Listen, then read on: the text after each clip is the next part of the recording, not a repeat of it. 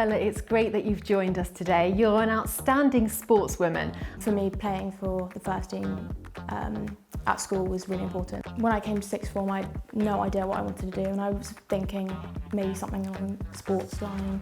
So obviously I'd really like to play for the Blaze first team, and who wouldn't want to play for their country? Like, I think I'm happiest when I'm thriving. And I'd say I don't really have like one set role model, but there are lots of people that embody traits that I really admire, like my parents.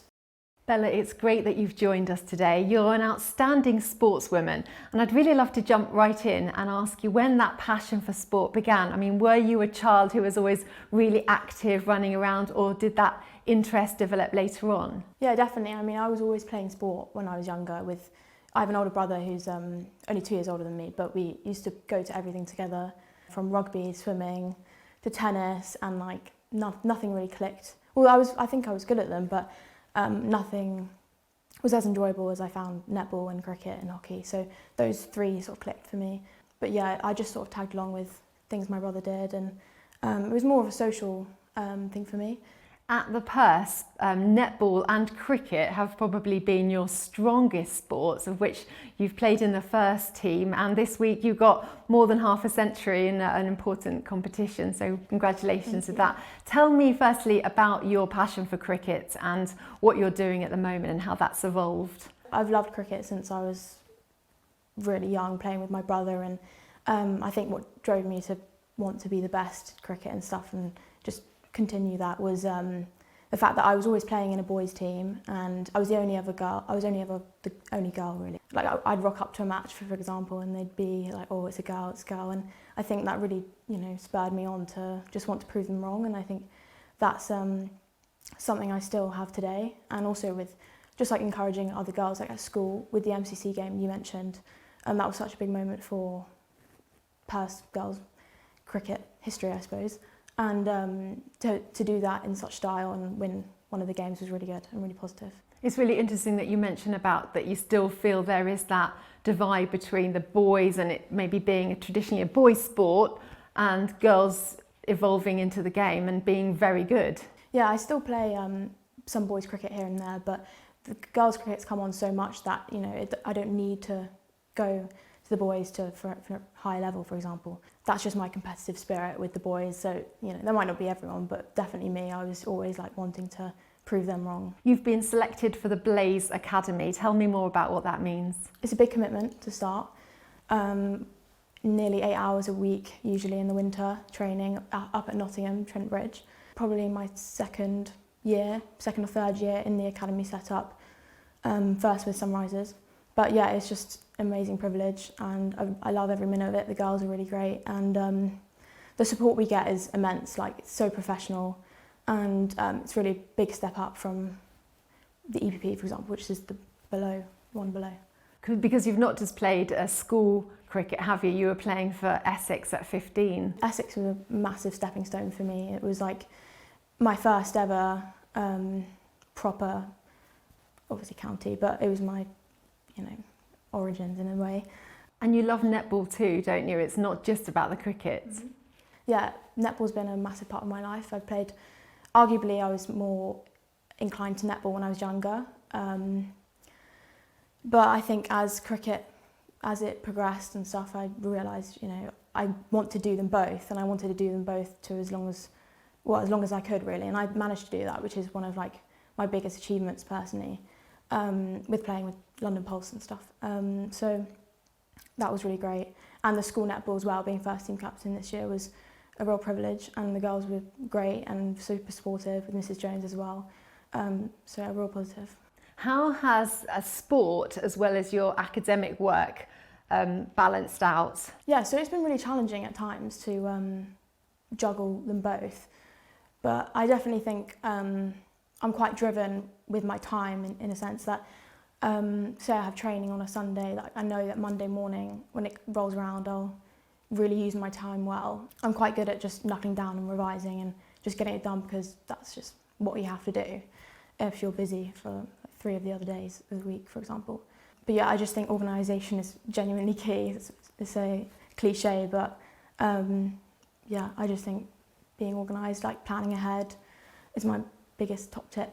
Has sports and the discipline of the sport really helped you then to discipline yourself in terms of your studies and your work? Well, I suppose, but you'd think after like 10 years now you'd get used to it, but I'm still just as impatient sometimes playing cricket. But no, definitely I think the discipline itself is something I've had to like really work at, and it's really helped my outside of school stuff as well, with maybe like social life as well as academics. When you look back on your time at the Perse, what will you remember most? I think honestly the social side to playing sport, more like obviously the competitive games were amazing, like nationals 2 years in a row, indoor nationals, but also the Saturday fixtures, the tournaments, the tours, obviously pre-COVID, but I mean they were all so memorable, and like it's amazing that we got that opportunity, so I'm extremely grateful for that.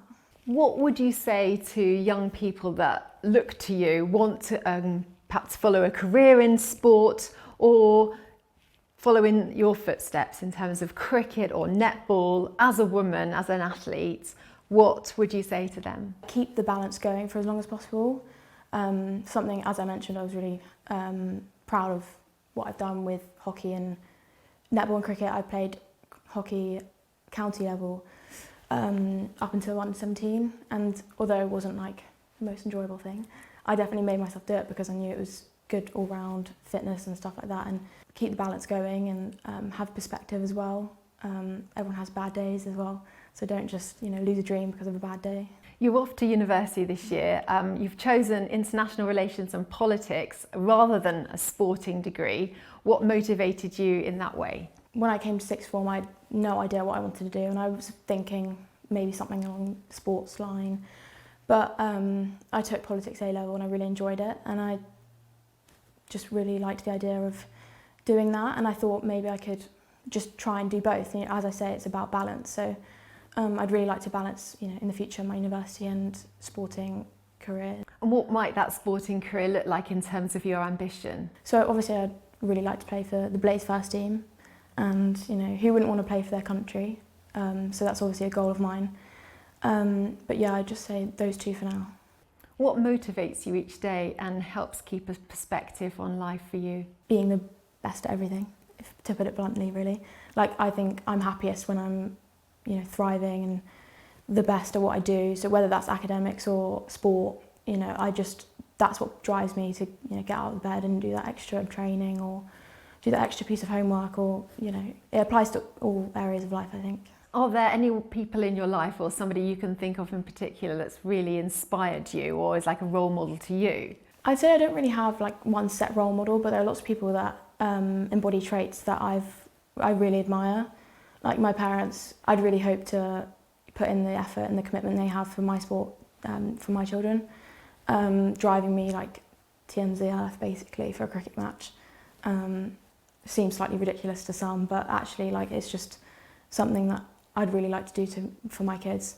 So your mum then, your mum and dad? Yeah, probably. They're your role models. Well, yeah, I mean lots of people, like cricketers of course, but yeah. And so many teachers have helped me and supported me in so many different ways. So I really admire that. When you look back on your childhood now as you're about to enter the chapter of being an adulthood, what would you say would best describe your childhood years? I was very happy, active and always busy, always doing sport, mainly with my brother, and the happiness came from just playing that sport with my friends. I was always active, always doing something.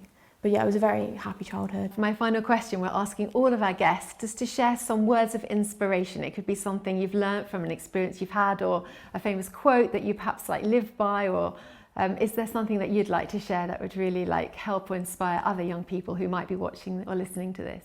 I think just the idea of having that balance, really trying to do as much as you can for as long as possible. I'm a big believer in that in terms of academics and also sport.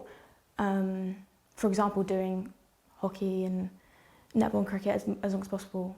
For me, playing for the first team at school was really important, so I wanted to do hockey, netball and cricket in that sense.